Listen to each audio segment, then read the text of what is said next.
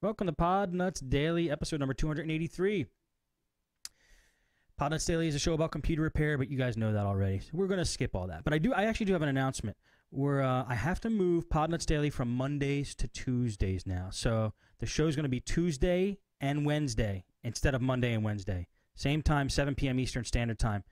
We're doing the same thing for Linux for the rest of us. So Linux for the rest of us is moving from Monday to Tuesdays right after Podnutz Daily. So Linux for the rest of us will also be Tuesdays, 7 p.m. Eastern Standard Time. All right, let's get into the show here. Joining us is James from Key West ComputerRepair.net. What's going on, James? Not much. How are you today? Pretty good, pretty good.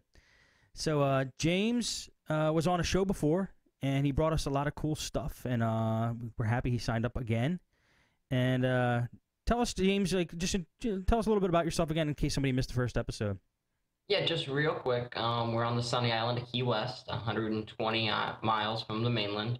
I started my own computer repair company down here a little less than a year ago.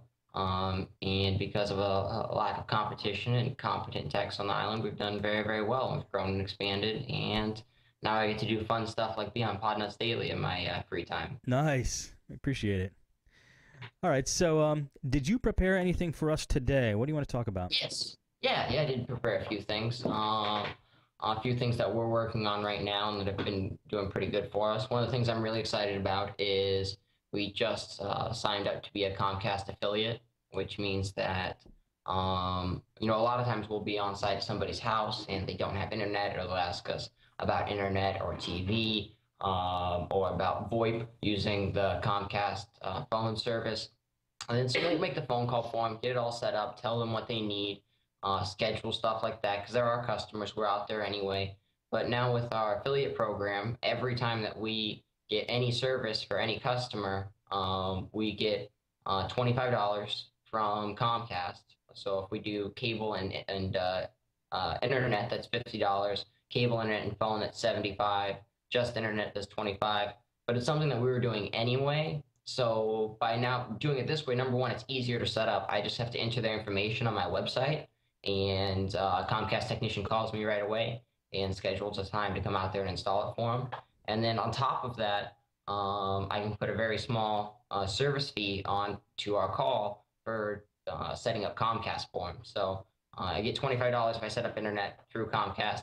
And then, if it's a new customer, not somebody that I don't know very well, we can add, a $10 or $15 charge onto their repair for setting up Comcast for them. Let's see. So does Comcast pay you anything for getting them customers, or? Yeah, that's the whole point. They pay us $25 per service. Oh, you get that from Comcast. Okay. From Comcast. Yeah, it's so if we get cable, internet, and TV, Comcast pays us $75. It's the least they can do.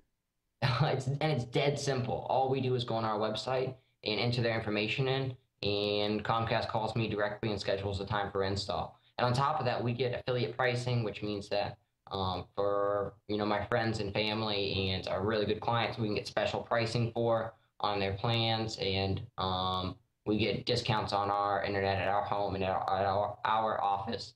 And the affiliate company we're doing it through, they also offer Dish Network and like home security with ADT, and it's completely free, so we didn't really have to do anything on our end, except it's just something we could add to our services. So if anybody's interested, it's the company that we go through is called Saveology, and you can Google them, and it's a really easy setup, and the salesmen, they're really nice and helpful getting all that set up and they design a website for you, and you just link your website to that website with your logo and your phone number. And that's the only information on it is your logo and your phone number, so it's not linking to Comcast or to them even. And then you just go on there and enter their information. Ah, that sounds like a great service. The what is it? Ology? Serviceology? Saveology. Saveology? Well, yeah. That's actually nice because you don't have to deal with Comcast directly. Right. But I agree. Like anytime you have to offer another service or give somebody a deal on something, or that you can't offer, if you can hook up with somebody who's going to give you a commission on that, I think it's fantastic. How did you find them, or did they call you? Well, actually, I was out of town, and one of the computer technicians, because I like to gallivant a little bit when I'm out of town and look at other computer technicians and what they're doing. So I saw that he had a Comcast reseller sticker in his window. And I'm like, well, I want to do that. I set up Comcast all the time and don't get anything for it. So I called Comcast and they said it's really, really hard to become like a true Comcast affiliate. You have to, I mean, you basically have to be a big company or big corporation to be a true Comcast affiliate. But through this company, Saveology, you're their affiliate, and they've got Dish Network and Comcast and AT&T and ADT and all these other companies, and they design a website for you. You link it to your website, and then all you do is enter the customer's information, and a representative from that company calls you and schedules an install. How soon do they call you? Like, how fast was Comcast calling you? Weeks later? Like within 5 minutes. Within 5 minutes? Yeah, you hit the button and they call you. Wow. It's amazing. Yeah, so it's pretty cool. So you don't have to sit on hold. You don't have to push all the buttons, like 2 for this, 1 for this, and then explain what you're doing, and that it's for another customer. It's for your client, not for you. You don't have to do any of that. They know what they're calling for when they call you. Yeah, I think it's great. Great idea. We haven't heard about that yet, so that's cool. Yeah, so anybody could do it, so you guys can look into it. All right. Besides that, a few other gripes. I don't understand why people are still using AOL. It drives me crazy. It happens, I would say, more oftentimes than not down here. I'll go out to a client's home and they'll have, instead of using Google Chrome or Firefox or Internet Explorer, they use AOL, and it just drives me nuts. I know what you mean. I've been there. I don't understand. And trying to pull them away from AOL is like trying to pull a mother away from their small child. They don't understand. You know what's happening though? I mean, that's all they know. It's all they know, and they're familiar with it. AOL is going to be around forever because of these people that just have grown up with it. And they're paying. I know people that are still paying for their AOL email address from back 10 years ago. They've been paying on their email address religiously for 10 years, and it's so hard to explain to them that's not really how email works anymore. You don't pay for your email. Right. They think email and internet and AOL are all the exact same thing. They don't understand any kind of distinction between those 3 things. Absolutely, I know. So what? That's just a gripe, or do you have a solution? Oh no, it's just I wish I had an answer for them, but no, you just kind of you got to leave you nudge them in the right direction, but at the end of the day, you got to leave them with what they know. Right. I mean, if you get them off of that, and then they go on Gmail or something, and they get all messed up, you're the bad guy. Oh. And that's the worst part about clients like that who have AOL and have the 1995 edition of Microsoft Works. I tried to upgrade a client, a business client, that works in a big professional office building that they own hundreds of rental properties here in town, and she was using 1995 Microsoft Works, and I tried to switch her over to Microsoft Office 2010. And I got 5 phone calls a day for a week until I ended up just going back and switching her back over. Right. It's tough. It's tough. Yeah, it is. So I mean, you gotta leave people with what they know and what they're comfortable with. If you try and force them into what's better, it ends up just being more work for you. Right. I mean, unless you could save them a ton of money or something. Yeah. But I mean, even if you're saving them money, you got to get the boss on board. Right. So he can stand behind you, because if you even if you're saving them money and you're trying to switch the boss over to something that he doesn't like or know, he might be the worst one out of all of them. Right. So cool. Yes, I have a gripe with them too. So we're on the same page with that one. I had a client, I don't think I mentioned this at the last show. I had a client maybe about a month ago who was complaining about her internet being slow. And so I went out to her house, and I was on her computer for like 5 minutes. Everything was working fantastic. Everything was working great. And I sat her down. I showed her what I was doing. I said, listen, I don't understand what the problem is. Could you please show me what it is that you're doing, and so I can have a feel for what's holding you up?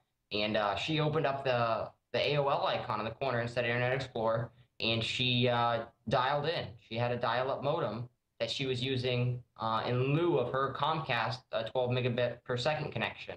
because she had called Comcast, but she didn't understand the difference between her AOL dial-up and the Comcast internet that she had. You mean she bought Comcast internet and just never hooked it up? Well, it was hooked up. Like if you went to Internet Explorer, it worked. She had Comcast internet hooked up, but AOL was still set up to dial in as a backup, as her dial-up modem, and she had a dial-up modem sitting on the top of her computer. And when she went to get on the internet, she'd double-click AOL. She would sign in, it would dial in, and then it'd take forever for everything to load. And she said, "I'm paying $40 a month to Comcast. I don't understand why it's so slow." And then I really had to sit down with her and explain to her what the difference was between dial-up modem and cable modems. And what did you do? I yanked the modem out of there and told her to cancel her AOL account. Yeah, but you could run AOL on broadband. Right, but she that's not how she said it. She had it set up, and she could get AOL for free, but she was still paying AOL for dial-up service at that point. But did you leave her with her AOL, or did you leave her with? Yeah, no, I left her with AOL. I just switched it over to broadband instead of dial-up. Good. Right. Okay, good. Yeah, I was just curious because that would have threw her into a spin. Oh yeah, click on the blue E. That's what, you know what I mean? That's what you got to tell them. Have you tried Internet Explorer 9 yet? No. Oh man, you got to try it. I'm still not a big fan of Internet Explorer, but at the very least, at least if we're stuck with it, it's good. You know, so it's leaps and bounds and heads over Internet Explorer 8. Really? I'll check it out. I probably won't use it. I'm not one to adopt Microsoft products easily, but especially with good alternatives, Chrome and Firefox. Yeah. Right. But I mean, there's some things you have to have Internet Explorer for, like Microsoft Update, for example, or there are a lot of business things you have to have Internet Explorer. So at least when you have to default back to it, you've got one that's not horrible. All right. Good point. So the only thing that it's still in beta though, so I can't get it to work with a lot of my stuff. Like my Log Me In subscription won't work in Internet Explorer 9. It says must have Internet Explorer 6 or above, which 9 is definitely above 6. But I called them and they said it's not ready yet. That's awesome. See, that's the kind of thing. Yeah. I was working on for a construction company last week, and they had his computer. He had like a $5,000 computer, top line, everything. The Extreme Edition i7, that's $1,000. He had 3 video cards. Yeah, he had. What for? Games? No, nope. He had 14 monitors, and between those 14 monitors, he would drag his plans from one monitor to another, and it would have like the bathroom on one screen and the living room on another screen, and then he would have like a wide satellite shot of the property on another screen, and then like he could do his construction CAD program on like 14 different screens all at the same time. There was literally 14? Yeah, 14 screens. How big were they? His biggest one was 55 inches. The smallest one was 20 inches, and then it was everywhere in between. None of them really matched. It was kind of hodgepodge, and like he had like 2 up here, and then he had like 5 over here with his 55-inch, and then he had 4 down here, and then he had like 1 over here by his shoulder, and then he had 1 behind him over here. It was crazy. Wow.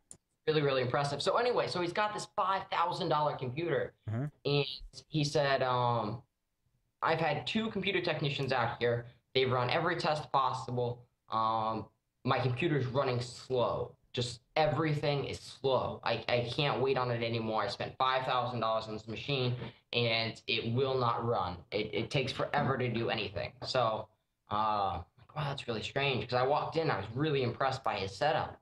So I sit down with it for maybe 60 seconds, maybe 90 seconds. I'm sitting there, I'm moving the cursor back and forth. I stand up, I throw his mouse in the garbage, and I pick my mouse out of my bag that I carry with me, hook it up. I said, all right, now try it. And he's like, oh my God, I don't understand. I'm like, man, your mouse was going bad, like really bad. I'm surprised it was working at all. So the whole time he was trying to get everything to work. It looked like the cursor was lagging going across the screen. Right. You couldn't double click things. You have to double click them like 9 times. But really, all it was the mouse. I plugged a new mouse in, and it just zoomed across the screen. You double click, everything opens in 1 second. Was it an optical mouse? Yeah, wireless optical mouse, a Logitech. And it went bad like that? Yeah, it was not completely not working, but Imagine if you took your mouse and walked back like 20 feet or 15 feet, like just on the precipice of how far it can be and still work. That's what it was acting like. Oh, So maybe like the antenna was going bad or the chip was going bad in the mouse or in the receiver, something like that. Because that's what it was acting like. that makes sense. Okay. Wow, that's amazing. So you diagnosed that in a minute. Yeah, in a minute. And he was impressed because he had two other technicians out there within the week, and they had run every scan, and they had taken the memory out and put the memory back in, and tried it with a different hard drive. They had tried everything. So And what did you charge him? 65. I just charged him for an hour. Did you charge him for the mouse? No, I told him he had to get. That's my mouse. He couldn't have my mouse. He had another one anyway. Okay. Wow. Good. That's a good one, man. Yeah. So. Especially on a computer like that. Which monitor did you use? Well, I mean, they were all set up for extended display. So, I mean, they all had his desktop on it. So, I mean, I was just going back and forth, I got to see this. Did you take a picture of this setup? No, but I will, and I'll send it to you. Okay. Put it in the forums. People will be definitely interested in that. And he had another computer for his office assistant, and he just got it like 2 weeks ago while he was on the mainland, had it built, and brought it down. And they said it would work with 3 monitors. He had the 3 monitors up there, and he could only get it to work with 2. So I fiddled with that one for close to an hour. That's what I did with the rest of my time while I was there. Right. Was fiddled with this because I couldn't get the third So the outputs on the video card, at one video card, had 3 outputs. 1 HDMI, okay, 1 DVI, and 1 mini display port. So he had a mini display port to DVI adapter, and then that plugged into a DVI monitor. Right. And then he had an HDMI to DVI adapter, and that plugged into another monitor, and a straight DVI to one of the monitors. And if you disabled any of the monitors that were working, the other one would come on. And so you could get any 2 to work at a time, but you couldn't get 3 to work. So I, of course, went to Google, started researching the video card, and apparently I learned something new. The display port, if I understand it correctly, DisplayPort can't send a timing signal like HDMI and DVI does to keep it in sync. So if you put an adapter on it, like a DVI adapter, it won't work. You have to have, unless you have a chip on the board that is sending timing signals for it. If you have a DisplayPort monitor, it's got a timing chip built into the monitor that sends the signal back and forth. So this video card had 2 timing chips on it, one for any 2 of those ports at a time. So the only way to run all 3 was to replace one of the monitors with a DisplayPort monitor. I see. So he had the HDMI to DVI, DVI to DVI, and then we had to run DisplayPort to DisplayPort to have enough timing chips to run 3 monitors. Did he have a DisplayPort monitor? No, I don't think anybody does. There's not even that many on the internet. I had a hard time finding one. Is that the same display that the Macs use? Yes. Okay. So you could buy them from Mac, but they're really, really expensive. So finding a reasonably priced one was a little challenging, but I did end up getting a 23-inch for $300, which I didn't think was bad. Well, I mean, you could just buy another video card. That's true. And use his existing monitor. Right. Yep. That would have worked as well. But it's good. You know, actually, some of the people in the chat room were before you finished your story there, they were saying the same thing. So I didn't know that. So you could put another card in, but now he's got he paid you probably another $100 than what he would have paid for a nice video card. But now he's got an extra monitor that he can with his other 14. Yeah, I mean, if he wants to get another monitor, that's fine. I would like to have them all hooked up to the same card. I wouldn't want to have to get another card. Yeah. But yeah, it's good to know. It's good to know. I didn't know that.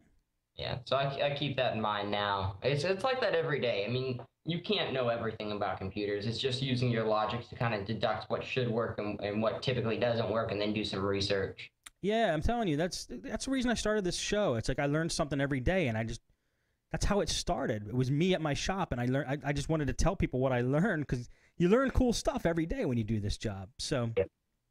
I saw in the chat rooms that somebody said you can get an active DisplayPort adapter And technically that's true. It's what it's got is it's got a USB cable on it, and you plug the USB into the computer, and then you plug the DVI into the. I'm sorry, plug the display port into the video card, and then it's got a DVI connector on the other end. I couldn't find one anywhere. I don't think they make them anymore. Active display port adapters, I don't think exist, because I looked for a good hour after I left his house when I got back to my office, and the only companies that made them, like Sapphire, are out of business, and nobody had any in stock. Gotcha. All right, it's another good thing to know. Yeah. What else? What else am I working on? That's done. That's done. Want me to read some emails? That'd be great. Yeah, no problemo. Hang on a sec. I got a voicemail. Let me play the voicemail. All right, let's exit full screen there. Go to voicemail. You guys will all be able to hear this. I guarantee it. When this show gets released, you will hear the voicemail. I promise. And but for anybody listening live, you always get to hear them. Here we go. I think here we go. Here we are. Hey, how's it going? My name is Chris. I run a computer repair shop in New York, in Queens, New York. And I just wanted to leave a comment and say that you guys should have a show all about reselling. We're selling a lot of computers and a lot of laptops to clients, and we're jumping into these HP reselling, Mac reselling, Microsoft reselling, licenses, things of that nature. I would love to see a show dedicated to reselling. I would even be willing to take part myself. So if you guys want to check our website out, it's really simple. You know, we haven't really, got our website the way we want it to be yet, but it is NewYorkComputerSurgeons.com. Again, that's NewYorkComputerSurgeons.com. Check us out. It's pretty lame, so, that's the disclaimer there. It's a lame website. It just has a phone number, but we're going to work on that. Anyway, please bring us a reselling program. James, We'd love James, to cool. hear it. And we'll probably call back or sign up and join your show one day. Anyway, you partner guys, we love you, and take care. Thanks, Chris. There's his site up there. It ain't bad. We got some animation going on there. I like it. Good job, man. Thanks for the call. And you know what? I'm going to have to take you up on that offer, You called up and said you want a show about reselling. You said you're reselling a lot of stuff. I think you should come on and tell us what you're doing. And I think that will be helpful to everybody. But if anybody else wants to step up, you can go to podnutz.com/guests. James, what is going on in there? Sorry, it's somebody walking in. Okay. I missed the voicemail. Did I miss anything? Oh, you couldn't hear it. I got you. Oh, damn! I still got to work that out. Everybody heard it except James. Yeah, Chris called and he said he wants to hear a show about reselling stuff, and he said he'd actually be interested in taking part. So go to podnutz.com/guests. I need to put the new dates in there for podnutz.com/guests, but that's where you go to sign up for the show. Chris, sign up on that show. If anybody else is interested in talking about reselling and what they're doing for reselling, sign up on that. Sign up for Podnutz Daily at podnutz.com/guests, and I think it's a good idea. We haven't talked too much about that. Okay. The next message is for Podnutz Pro. We already got a voicemail for Podnutz Pro, and we haven't even done the first show yet. So Podnutz Pro is going to happen after this show, so stay tuned for that. All right, let me read some emails here. First one is from Alan. He says, Door. He's talking to Door. This must be for Linux for the rest of us. Yeah, my bad. Okay, Mike says, hey, Steve, I have a small support company in Denmark, and I wonder where to get replacement hardware for laptops. Do you have any idea for cheap online spare parts for laptops, game consoles, cell phones, and iPods? Regards, Mike. Okay, I'm going to give this to the chat room because I've talked about this, and I want to see if you guys know where I buy my parts. Because there's a place you can get parts super cheap, and you can get them for almost anything, and it's an awesome site for buying parts. Dave guessed it. eBay.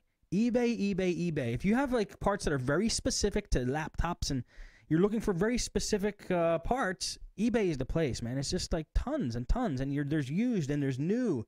And eBay is great because you can see if a seller sucks or not by checking his feedback rating. And don't buy from somebody who has a bad feedback rating. People who complain about eBay are people who buy from bad sellers. And eBay is the only place I know of where you can actually see if a seller's good or not. I mean, you could go to any site, any computer site you want, and a lot of sites don't put reviews on their sites or don't rank themselves. eBay does that. So it's the safest place, I think. PayPal also hooks you up if you get screwed. So, and they have the biggest selection. I mean, it's worldwide. eBay all the way, Mike. That's my answer for you. Do you have anything, James, you want to add on that one? I order everything from eBay. I mean, there's no other place to get prices on video cards and especially laptop parts than eBay. I mean, you can order an entire lid most of the time for a laptop, the screen, the cable, the inverter, everything for less than it costs to order just the screen from most sites. Yeah, I'm telling you, eBay it's great. I used it religiously in my shop. Okay. And another good thing about eBay is like we use PayPal for all of our credit card transactions, which I recommend for everybody because they're fantastic. So since we require a 100% deposit for all parts for new customers, I can run their credit card for the deposit for the parts and then turn right around and without even transferring it out of my PayPal account, order it on eBay. Right. I know. I'm a huge PayPal fan myself. Yeah. And the PayPal debit card rocks as well because then you go out to stores and use whatever they paid you immediately. But now I'm telling you, there's Square Up that has come out now, and there's other competition for merchant account type things where you could accept credit cards that are actually giving PayPal a bit of a run for their money. But before the last couple months where these companies started popping up, you could either pay out the roof with a merchant account or just find some shady place like charge.com or something, or you could just go with PayPal where it's pretty much verified, trusted, and I never had a problem with them. I still use it all the time. All right, PayPal needs a Android phone adapter like Square does. They need to get on that. They do. I mean, but Square doesn't even do a credit check, I don't think. I mean, PayPal, to get virtual terminal, you need to have a credit check. Yeah. But you can still use buy now buttons. We'll see what they do with that. They're very careful. Yeah. All right, Dara says, hey, Steve, I got a call about an XP PC, which was, 1, originally connected to a Windows server domain, /domain, 2, then was moved to a different office and on its own network, and 3, for about 2 months, the user was logging into Windows as they had been doing in the other office with the server. Although the docs/desktop items were redirected to the server, XP will keep a cached temp store of these items, i.e., if the server goes down, you can still work with it and sync the changes when the server comes back online. Then for some unexplainable reason, the computer went back to a work group, lost desktop items, docs, Outlook, email. I tried System Restore, and it notified me that it would restore back to when it was on the domain. What a relief to see that message, and true enough, it restored successfully. Great show. Would very much like to see more server podcasts. Well, that's a coincidence because we're doing one tonight. Dara, I'm happy that System Restore worked for you. See, guys, people like System Restore. It's not just me. And I'm glad it worked for you because if you had a server question, I would not know how to answer you. James might have been able to help you out with that, but it looks like, you solved it. All right. Yeah, I hope you got everything moved over, though. If they plan to keep it off the domain, that's just going to happen again, I'm sure. You think so? Yeah, they should really move it over to traditional user accounts if they don't plan on putting it back on the domain. Okay. Well, there you go, Dara. A little bit of advice for you. All right, this is another one from Dara. He says, hey, Steve, I've been asked to, in an office, patch a patch panel to a network switch. The data points at the desks are in sunken floor boxes. Structured cabling runs under a false floor. Straightforward stuff. Yeah, right. I ordered short patch cables, 1.5 meters, for the cabinet, and longer ones, 5 meters, to connect the PCs to the floor. Here's where it gets strange. The 5-meter cable passes a cable test on a basic tester and on a fluke analyzer. The structured cabling passes the test too. A 5-meter cable between a router and a laptop, no problem getting an IP address. A 5-meter cable between the same laptop and a floor point, it struggles to get an IP. Connects, disconnects constantly. If I use a totally independent cable, 20-meter, no problem getting an IP address. I don't think the max Cat5 length is an issue in this case. I even used two 1.5 patch cables at random, one at the patch panel, one at the floor point with my laptop. This combo successfully got an IP address. At this stage, I'm stumped, although it looks like the issue is the 5-meter cables. Looks like I'll have to buy a new batch at this stage, and as I can't put the blame on the structured cabling. Any ideas would be greatly appreciated. He did send me a follow-up, and he says, Steve, I got a bunch of new patch cables, which work 100%. The original ones were obviously defective in some way or just cheap quality. I thought the email would be a bit long for reading at the end of the show. No, that's fine. I read it already. So it looks like the cables were bad, unless we're missing something, James. No, that's really, really, really, really unusual. I can't, because they're such simple things that I've never seen buying 4 or 5 patch cables and them all being bad or all giving you intermittent issues. It's possible. I mean, if you bought them all together, they're all in the same bag. They all got ran over a truck. Getting to the store wherever he bought them, it's possible. But I'm glad to get out and fix it. It was definitely that, but that's really unusual. That all the cables were bad? Yeah, I mean, because Ethernet cables are such simple creatures, you know? Yeah. I tend to agree with you. Something must have been wrong. Maybe they were just not the right type of cable. I don't know. Maybe. I mean, yeah, maybe somehow he got crossover cables that patchy. I don't know. All right, well, it's fixed, so. Let me see what this one is about. No, that is not for Podnutz Daily. Okay. John says, hello, just listened to my first podcast of Podnutz. I love it. It's a little over my head, but I'll catch up. Thanks, John. He says, I've recently been very curious about computers. I am just grasping the basics right now. I was running about my CPU as I wish to upgrade it. I have an AMD Sempron 3200 Plus. Its bus 200 megahertz core speed, 1.8 gigahertz, 90 nanometers. Can I upgrade only to a dual core if that's all my motherboard can handle, or can I get a quad and only use 2 cores until I upgrade everything else? If I get a dual core, what do I have to do other than pulling the old one out and putting the new one in? Should I upgrade from DDR2 gigs of RAM or reformat in BIOS? Okay, John, you're a little confused here. Thank you, and I'm telling all my friends to listen to your podcast. I will subscribe to a few of them. Thanks, John. When I say you're confused, I'm not being mean, but I think it's all pretty much in the socket. If your AMD Sempron 3200 is a socket, oh gosh, I don't even know what that socket is. AM2. I think you could buy a quad-core AM2 chip and put it in that motherboard. I don't think that it wouldn't use all the cores, right, James? Right. I would say if it fits in the socket, it's going to work most of the time. I would check the motherboard website and the CPU website. Usually you can cross-reference and know if it's going to work or not. Yeah, John, that good suggestion, James. Check the website and see what processor it can take. But in my experience, if the socket is correct, you could I've been putting pretty much any chip that would fit in the socket in, and it's been working for me. Even if you go from a dual to a quad, I'd have to imagine your motherboard can handle that. Reformatting in BIOS. Am I missing something, or is that, James, or is that not? No, it's confused. Okay. And should I upgrade from DDR2 1 gig RAM? Yeah, put as much memory in there as you can, as you want. Memory is even a bigger deal than CPU for most things. I mean, if he's going from 2 to 4 or 1 to 2, those are going to be a much bigger step than upgrading the CPU. Yeah, I agree, and especially it depends what you're using it for. Sure. So, John, like if you're doing video rendering, you want to have both actually, but different purposes call for different things. But it's safe to say upgrade the RAM, upgrade the processor, it'll run a lot better. Okay, Raphael, and good luck, John. Join the Podnutz forums and ask all the questions you want. Those guys are super awesome in there, and they'll help you out. Okay, Raphael says, Steve, I created a small HTML script that makes the phone number in the website clickable from a smartphone. This allows the client to call directly. Let me see. It's an HTML script that makes the phone number in a website clickable from a... Wow, that's pretty cool. Raphael, put this in the Podnutz forums. That's a great little script. Appreciate that.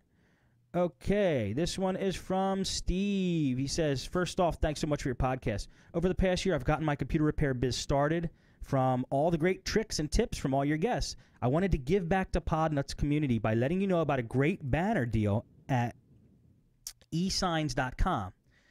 You can get BOGO free banners. I think he might. Did he mean logo? What's BOGO free? Buy one, get one, yeah. Oh, okay. I'm an idiot. But you can get BOGO free banners and free shipping using the code. Here's the code, guys. esigns-banners. Use that code at checkout, and you will get BOGO free banners plus free shipping. Just enter the quantity you want, and the code will double your order for free at checkout. I'm getting two 2x5 feet color banners for $30. You can also use code 20-off-esigns, and you get 20% off all your other sign orders, plus free shipping. Thanks again. Keep up the good work. That's Steve. He's Stevie B in the forums. Thank you very much, Steve. We appreciate you giving back, and banners are always good to have. All right, one more from John. Says, I hear you have internet issues. I had major internet issues for a long time. What was my fix? My router was the problem. Many routers cannot handle a lot of bandwidth connections or PCs. I found out my router could only handle 90 connections. If I went over 90 connections, everything slowed down or I was disconnected. The router didn't stop working. It just slowed way down and dropped the connections. I built my own homemade router based on pfSense. Now I have no more issues. That's from John. Your homemade router. Good for you, John. That sounds geeky. I wonder how much time that took you. I mean, at least a month. For me, yeah. That's incredible. Yeah, build your own router. Never heard of that. I wonder what he's using 90+ connections for. I don't know. Did you think he meant 90+ computers or just, 90+? No. Right. He meant for, like, torrenting and downloading things. Right. I don't know. Probably something like that. All right. James, you got anything else you want to go over before we end off? No. Well, thanks for coming on the show, man. I totally appreciate it. It's James. His website is keywestcomputerrepair.net. Yo, I don't mind doing a short show every once in a while. It's like a punch. You know, you get a little punch of tech every now and then. So even if you guys don't have tons and tons of stuff to talk about, don't worry. We can we'll go. The show has no time limit. We can go as long as we want or as short as we want. So James gave us some great bang for the buck there, I think. So thank you, James, and thank you everybody for watching and listening. I already made the quick announcement about moving Podnutz Daily to Tuesdays now. So just if you're looking for Podnutz Daily on Mondays, it's going to be on Tuesdays, 7 p.m. Eastern Standard Time. Wednesday, which is today, for the first time after the show, we're going to do a show called Podnutz Pro. It's what you guys wanted. It's all about servers and small business and getting small business clients and even making a transition from residential to small business if that's what you want to do.